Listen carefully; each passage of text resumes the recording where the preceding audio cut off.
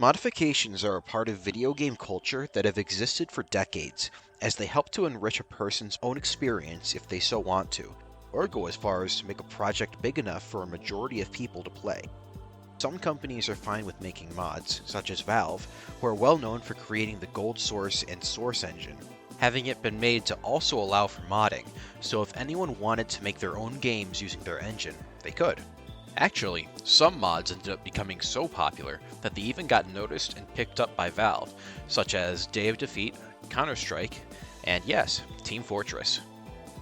While TF2 is still currently in a depressing state, there are still passionate people who, over the years and even today, have made and continue to make mods for people to enjoy.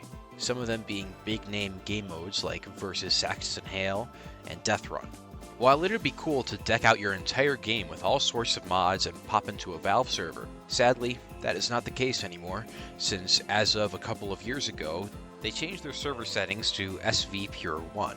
This means that if you go into a server to play with these mods, if you have any that are sound related and aren't approved on the whitelist, it won't bother to change the sounds to the default ones, and instead play loud static sounds, which can potentially break certain mods.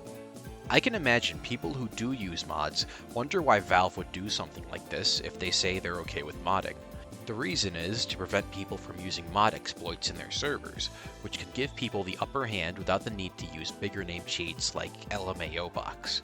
So while we now know the why, per se, the question that comes to your minds now must be the what, as in, what event caused Valve to change up the server settings to not allow mods anymore?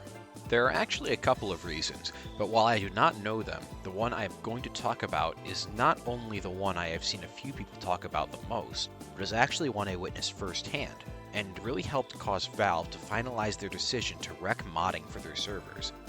This is the modding exploit that helped ruin TF2 mods.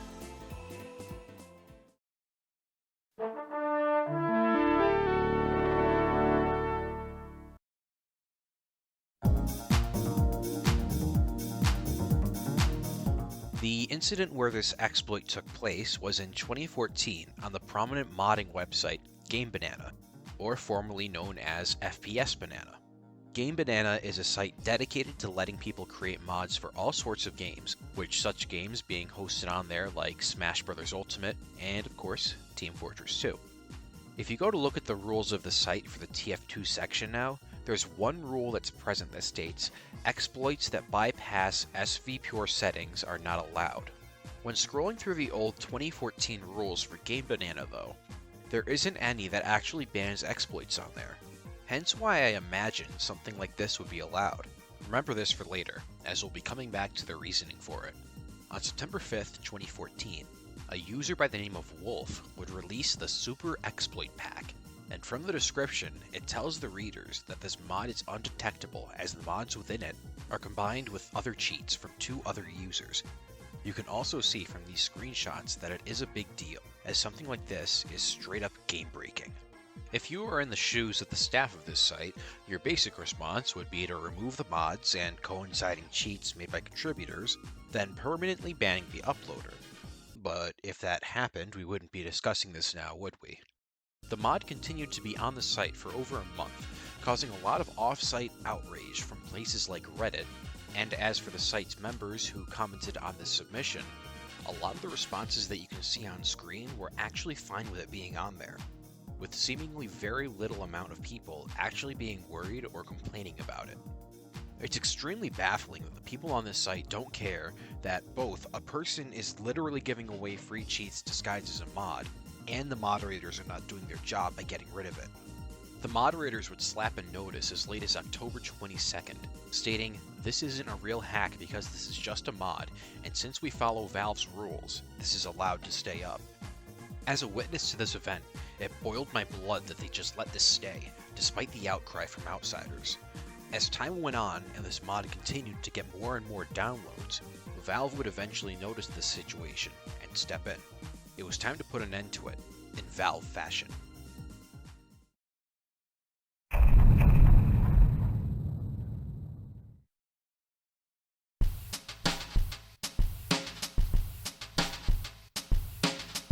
Sometime before October 21st, 2014, Valve changed their server settings to a heavily modified version of SV Pure 1, and with this change, people were angrier at Game Banana than ever, with one of the admins, Minnie, making an entire thread about the debacle.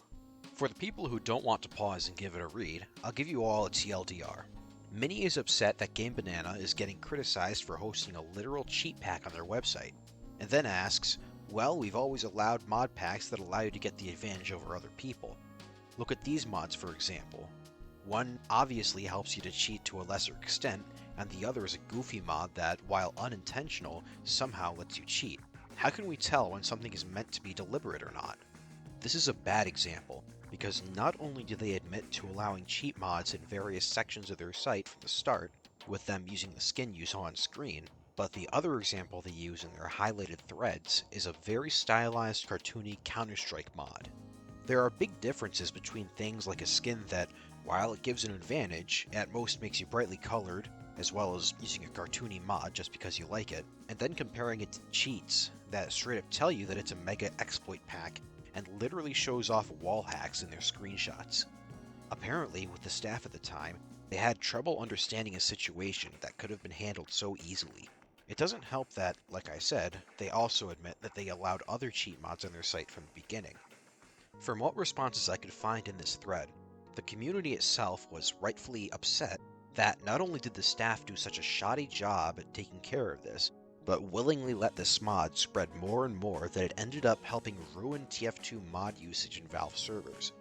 Minnie read into the responses and asked in the comments that if they removed such things as the wall hacks, would it still be okay to allow such a mod to stay? If the staff were doing Olympic mental gymnastics, they would have won the golden medal 2 times by now. While doing my research, I actually found one of my old comments from the cheat pack itself, to which I got a response from someone who seems like they would fit in as a staff member at the time. From the looks of it all, it seems to be universally agreed from outsiders and even the insiders of Game Banana that none of this stuff should have happened, or even have gotten this far.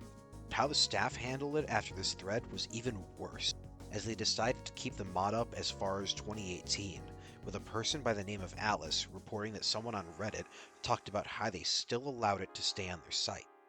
Alice states that not just them, but a lot of other managers, mods, and even the site's owner, Tom, were enraged at this for letting this happen.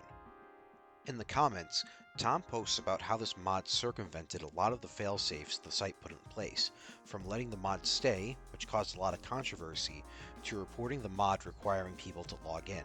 If you go look up the mod now, it is currently trashed, and in the Reddit thread, the Game Banana account issued an apology for allowing it to have stayed up for so long. After having it stay up for 4 years by this point, I'd say it's way too late to issue an apology. While everyone is right to criticize the Game Banana staff for dealing with the situation the worst ways possible, I believe Valve is also at fault here for going with their general teacher's approach of punishing everyone for something bad not all of their players partook in. I think they should have took the mod pack, looked into what could be allowed and not allowed in their SV Pure settings, then edit the black and white list, but as we know, this is Valve we're talking about.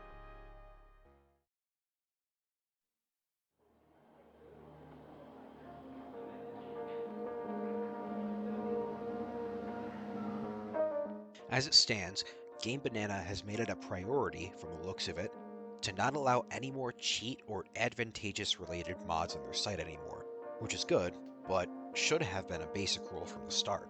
While Team Fortress 2 still has the modding scene going, the usability of these mods has been cut tenfold due to this incident, and is something I, along with many other people, still wish could be rectified one day.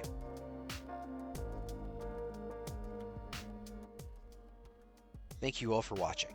This is a topic I've been meaning to cover for a while, and is one that I felt needed to be documented. Yet again, I'm thanking my friend E.T. for being the commentator of this video. If you witnessed the event unfold and had your own experiences, I'd be interested in knowing what happened in the comments. If you want to see some other videos I've made, I'll leave 2 of them in the end credits right now. Anyways, thank you again for watching, and have a good one.